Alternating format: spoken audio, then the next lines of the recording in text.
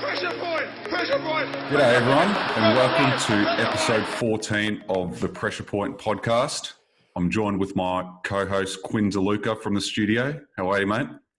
Good, mate. Good to see you. It's nice to see your lovely face over a Zoom chat. It is. It's a bit different. This is the first time we've done a virtual podcast, isn't it? Well, it's changing times at the moment, so you've got to make do at the moment, and yeah, it's good. Yeah, it is good. And we've got a very, very special guest as well, our debut guest for the podcast. We've got the man from the famous Blue Abroad channel on YouTube, Terry Dehghani. How are you, mate? Lads, Zoom Fridays. What an honour. The first guest. I'm very, very honoured to hear that. You are the first guest. We thought you'd be an ideal candidate for it, and obviously follow your channel very closely. And I came on for an interview a couple of months ago and loved it. So we thought we'd get you on for an interview. Yeah, no, I'm very much looking forward to it. Just talking about maybe not all things Carlton, as we were just discussing before we went on, because it can get that way pretty quickly. But no, I'm really looking forward to it, and I really love what you guys are doing, and the fact that you've sort of gone over the hump. You've started, and now you're on the roll now. So well done. Appreciate it, mate. Appreciate it. So we'll get stuck into it. So pretty much we'll start pretty much from the very beginning. Like, where does your footy story start? Like, what's your background? Where does it all stem from? And give us a rundown of that. Yeah, it all starts when I'm about, I guess, 4 years old. So I'm born in 91. So 4 years old, I think is when my first bit of memory kicks in. It wasn't the granny. It was, I remember just going to a Carlton St Kilda game at Optus Oval. I don't remember the score. I don't remember who won. I just remember getting on the train at Bell Street. And I remember just little vague things like that. And footy was an escape for me. Early in my life, it's filled with a little bit of trauma, single mum. Dad left when I was really young. So I was sort of exposed to some pretty bad things, domestic violence and things like that. So it was all bubbling. And as a young little kid, you don't really know what's going on. And then one day Dad leaves. And so it was sort of the escape from all of that. And the first real memory of, joy and excitement and energy. And, as a kid, you want to latch onto that as much as you can. And, Mum was a Carlton supporter. So it all kind of begins there. And then, fast forward 20 odd years later, it's now like you guys, it's footy's part of our identity, really. Like, not only as Melburnians, but I think Australians, like, this game is part of who we are. Absolutely, mate. Yeah, you've hit the nail on the head. It's more than just a game, for sure. Like, me and Quinn talk about this a fair bit. Like, it's genuinely a religion for us. It's what we think about on a daily basis, and it can make or break your week, really, what happens on the weekend. So it's I feel everything you're saying there, mate. What would be your favourite memory, I guess, as a Carlton supporter? Favourite memory / favourite game? We'll put that all into one question. Yeah, I mean, obviously the finals are important. They're very, sorry for this, Quinn, but, 20 I knew it. I knew it. I knew it was coming. That was obviously a very special day, and beating the Bombers and having the ability to beat the arch rivals in finals. But in a funny way, I always recount round 3, 2012, Friday night, beat the Pies by 60, and I know that we Carlton supporters get, overboard and we say we're going to win, we're going to be good. But I never forget, after that game, the siren goes, and I genuinely had this different feeling of confidence, like, shit, we're going to win the flag this year. We're here. So that, those memories stick in the head. But yeah, that Friday night game, Murphy 35 and 3, and Juddy and Carazzo doing his thing. Yeah. So that one really sticks out for me. Yeah, no, I remember that night very clearly. We were premiership favourites after that game too, and geez, we were daring to dream, weren't we? And it all just went downhill from there, pretty much, didn't it? Nothing really. We haven't been premiership favourites since, that's for sure. No, it's weird. We've gone through. I know the general public will say that Carlton's been through a 20-year rebuild. it's just not true. I mean, we had a real down patch early 2000s, salary cap, etc., and then we have the Murphy, Gibbs, Cruiser draft picks, and then we get Juddy, and then we start making a bit of a push. We play finals 3 years in a row. We win a final finally in 11, come awfully close to a prelim. Then we make finals again in 13, which I don't know if we can really count that because of the circumstances. But yeah, we're in this second rebuild of the decade, I guess, and I hope we're starting to come up again. And who knows? Maybe there's going to be a run of finals, but you just can't be too sure. I thought that that previous rebuild was okay. This is Carlton now. We're back, but it just goes to show it can end so quickly. Absolutely, and well, that leads me on to what I was going to ask you next. Like, what's your thoughts on the current Carlton team, and how do you see them going for this year and the years beyond as well? Yeah, I mean, start of the year it was all about can we see an improved Carlton side that's competitive for longer? I think over the last let's just say this rebuild. So from 2016 being the year one of when we start playing games with this group after the Wiedering and Kerno and Mackay draft, we just haven't been competitive because we haven't had bodies to compete for 4 quarters. And I think 2020 we're finally starting to be able to compete for 4 quarters and hang in there, and we're starting to get into these close games. Obviously, we're recording this after round 7, and we've had 2 really close wins and 2 really close losses. And Quinn, you probably can relate to Richmond before they started really getting to where they had to get. You got to learn, and you have to put yourself in these learning situations. And you guys were coming awfully close and losing, and then I think it's just part of winning, right? Even in life, I mean, you got to fail and fail and fail until the lesson kicks in and you never make that mistake again. So I think Carlton are at that stage now where we've gone from uncompetitive to now we're trying to start to learn how to win, and then winning close games and things like that. So, I'm satisfied at the end of round 7, but there's a long way to go. Yeah, for sure, mate. Absolutely. I mean, like I was talking to Quinn about this on podcast the other day, the difference between us last week. So if Robbie Gray doesn't kick that goal, the conversation around Carlton is we're definitely playing finals. We're going to be up there come season's end. And that goal goes through when it goes back to, all right, well, maybe they're not there yet. Maybe they might play finals. They're definitely improving, but they're not, we're with a kick away from being at that elite, level, and the conversation being very different. 100%. Yeah, it's we're probably getting ahead of us because wins are great and they're important for development, but they can sometimes paper over cracks, and can't help but feel. I mean, I'm already nervous about North this week. If we had won, I'd probably be more nervous because we are one of those sides that's been starved for so long, and Marcus, you and I come from a generation of losing. We don't know what it's like to have a good side regularly. We've only seen it in dribs and drabs. So there's the PTSD, as I like to call it. It still lingers in the mind, but we'll see if we can actually become a good side at the end of the year. Yeah, definitely, mate. Love it. All right, well, we'll get stuck into your channel.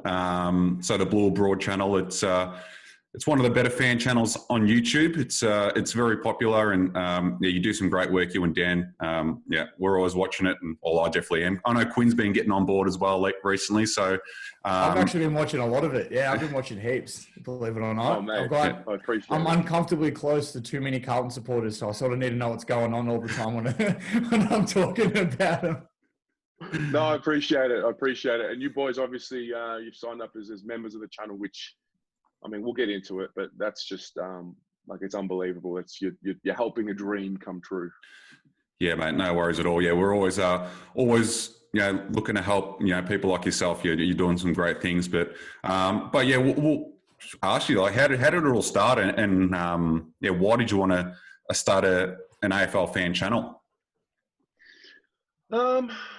It probably started 2017, the seed was planted. I was I studied law, practiced for 3.5 years in Melbourne, and that was what we grow up. We've got to pick a job, and that's what we're going to do for 40 years. And I sort of, after year 3, I started just getting unsettled and the world around me changed, and I was seeing things like YouTube and Arsenal fan TV. I'm an Arsenal fan. All of these things sort of take off, and I was observing, and I've always been very aware and observant of what's going on, and it just sort of gave me this feeling of like there's so much more out there that you can do. You can build whatever you want.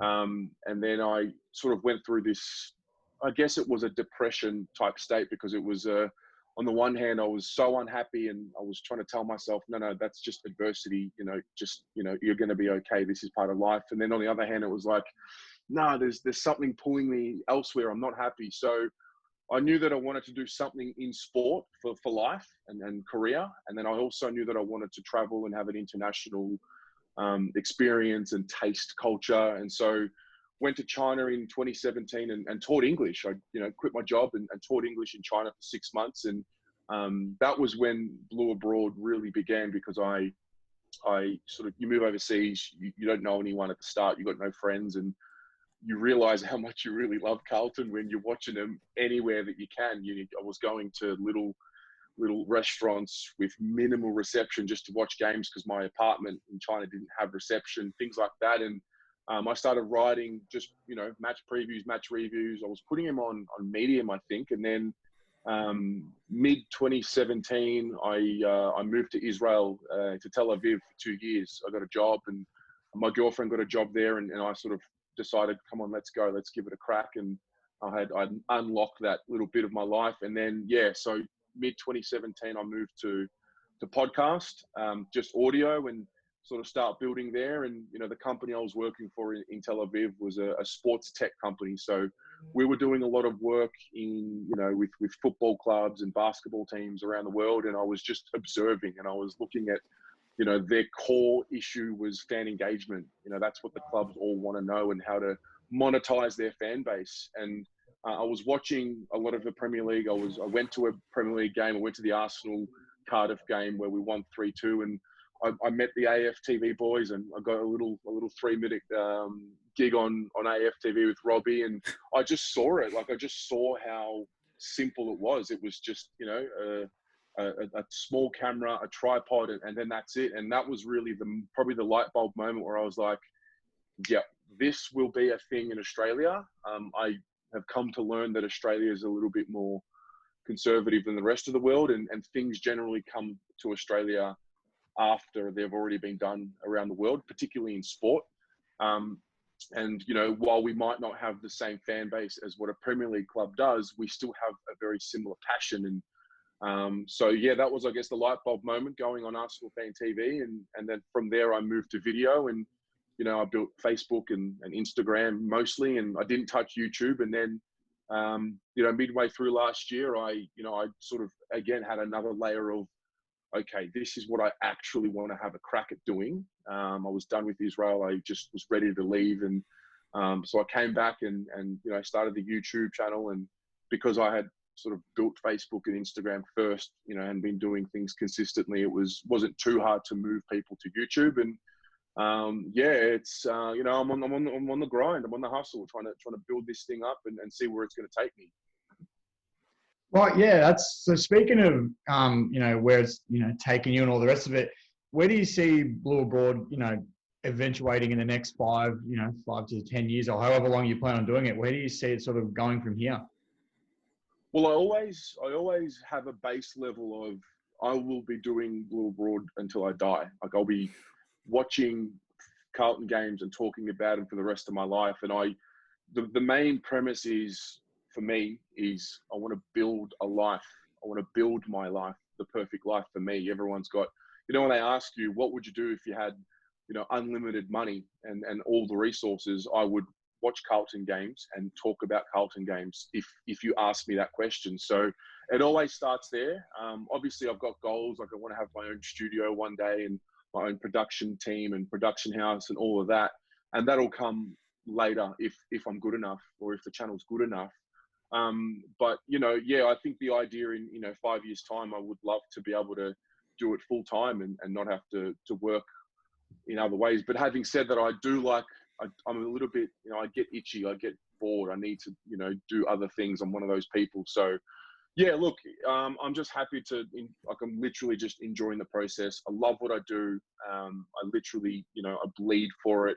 I think it comes out in the way I present my videos. Like, you can tell I really love what I'm doing. And I think, the other layer is as well, I noticed the way that fans engage for Carlton anyway. I can only speak on that, like Facebook groups and whatnot.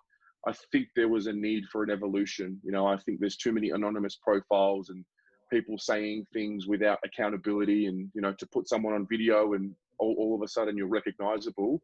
I think there's that as well. So I think there's a bit of a change up play there for me. But in 5-10 years, who knows? Like I said, I'll be doing it in 5-10 years, and I'm happy to just take the things along the way as they come.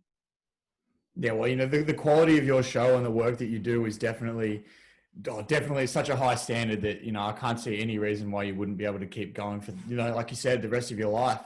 But speaking of, what kind of advice would you give for somebody? I mean, me personally as well, watching your videos and all the work that you do, you've inspired me. I would love to do something very similar, but obviously for a Richmond fan base, because I haven't really seen anything to the scale that you're doing it. And I'd sort of love to jump on that. What sort of advice would you give to someone like me or anyone else who would love to start their own channel?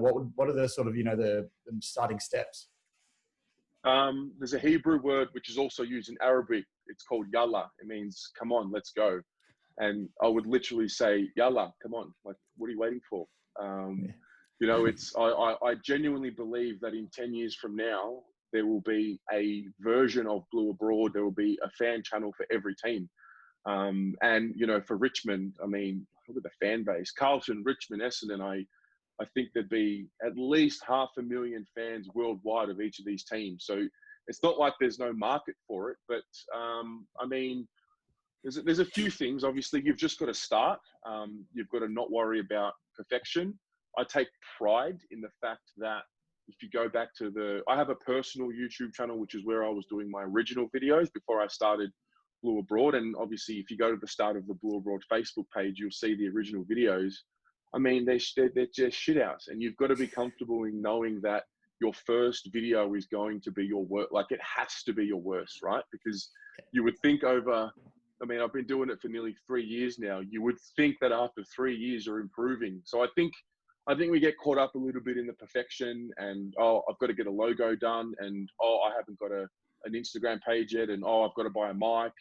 I mean, I started doing it through Anchor and literally just recording on my iPhone, which is what I'm, talking to you guys through now. I didn't buy the camera until I got back to Australia and saved some money and did that sort of thing. But yeah, it's really just about starting. And for me, I think what works for Blue Abroad, you've got to sort of play to your culture as well. Australians don't necessarily enjoy someone just saying what they think as if it's fact. So my approach with all my videos is always, this is what I think.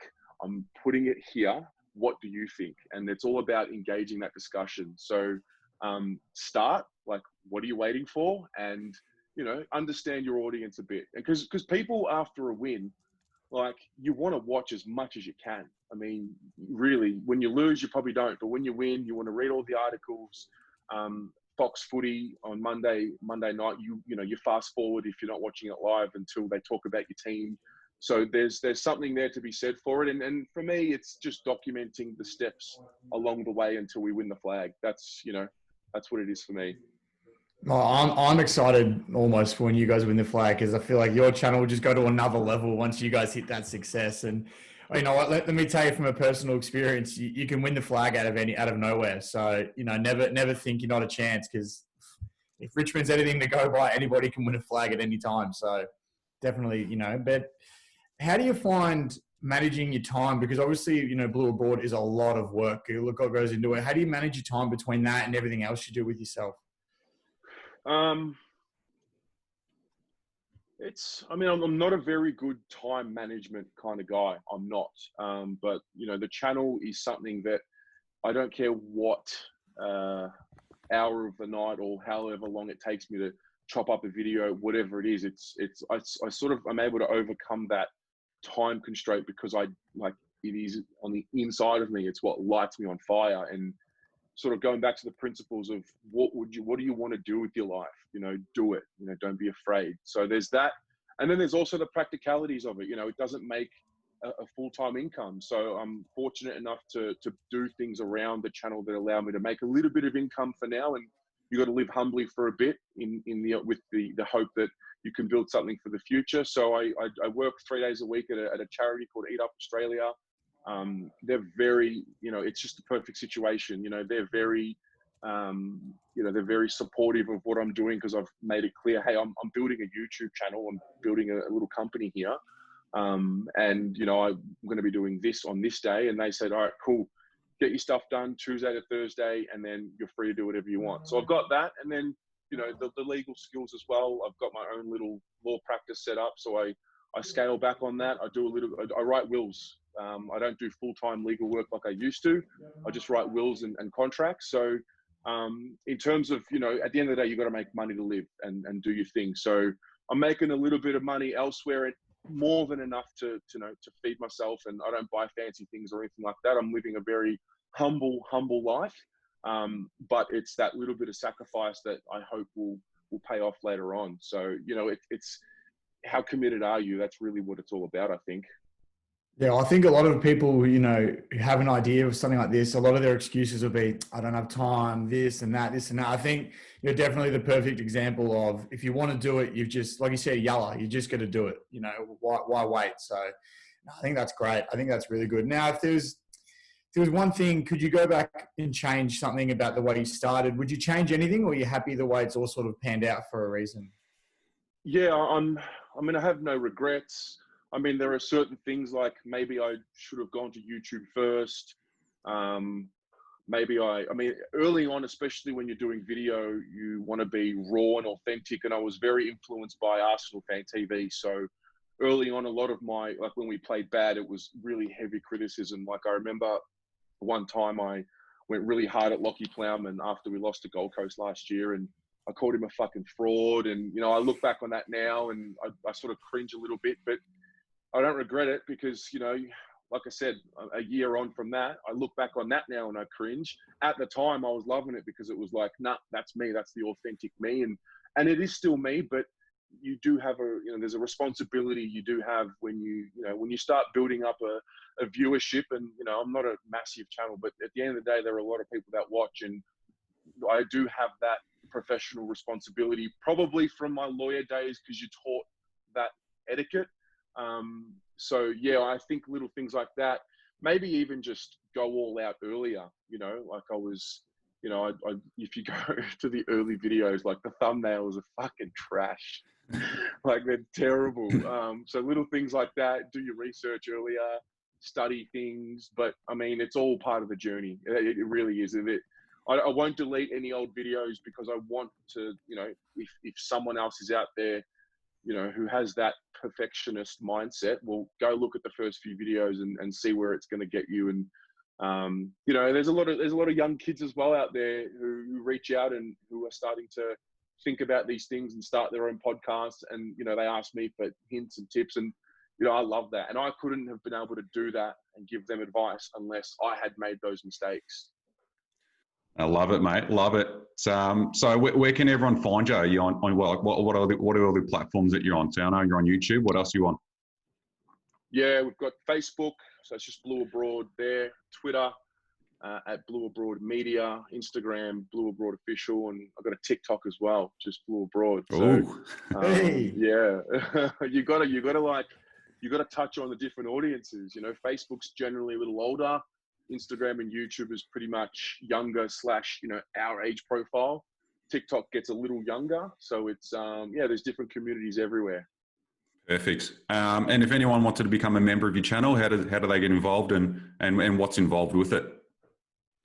Yeah, so membership on the channel, you just go onto the Blue Abroad YouTube channel. There's a button that says join.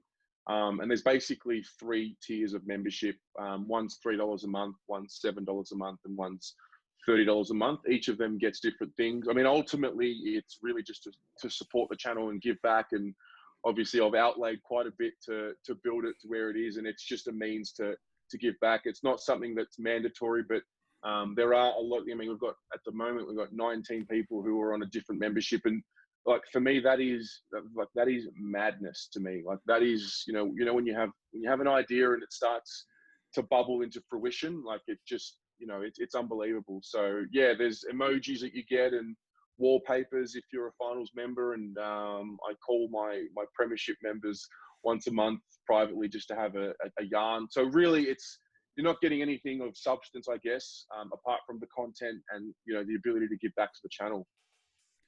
I love it, mate. That's great.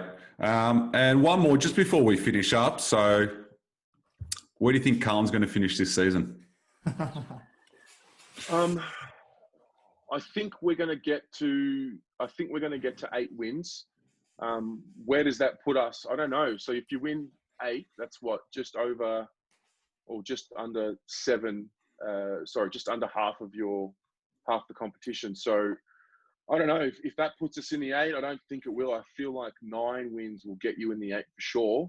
I think we'll be bubbling along there. I think we'll be something like 10th or 11th, I think, by the end of the year. I want us to be thinking finals internally, and I want to be thinking finals as well, because I think if you don't think finals, then you can't make finals. But I think we'll finish somewhere with 8 wins. Yeah, no, I like it, mate. I'm the exact same. I don't want to. I'm probably too scared to put us in the 8, to be honest. So I reckon just outside the 8 we'll be pretty happy with that, I reckon, come season's end. So we'll see how we go. But that's it, mate. We really appreciate you coming on. It's been a really, really, really good chat. Now we've got a lot of info out of that, and I'm sure our listeners are going to really enjoy it. So yeah, much appreciated, mate, and all the best with Blue Abroad, and we'll definitely stay in touch. Yeah, for sure. Guys, thank you so much for having me on. And again, thanks for being a part of the Blue Abroad channel. And Quinn, if you ever want to chat about the channel and building it for Richmond, mate, more than happy to chat with you and anyone out there who wants to start building a podcast, a channel, whatever it is. I'm really, I didn't have that influence to reach out to and say, hey, what do I do? So I'm happy to give back. So yeah, thanks again, guys. No worries. Thanks, Terry. You. I'll definitely be sending you a few messages. Don't worry. Love it. Awesome. Thanks, Terry. See you, mate. Pressure point! Pressure point! Pressure point! Pressure right! Pressure right!